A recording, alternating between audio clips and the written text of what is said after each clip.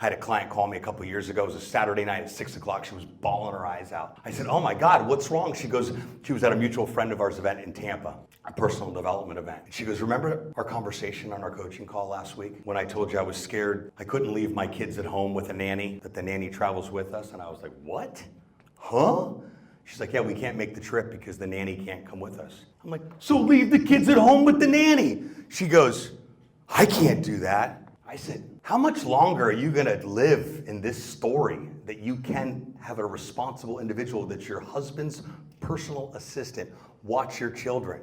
I mean, wow. She's like, well, I never really thought about it like that. So she calls me on Saturday night while at the event on a break and says, you know, I figured it out. My mom died early, my grandmother stepped in, and I had this tremendous amount of guilt that my grandmother had to do a role that she wasn't cut out to do.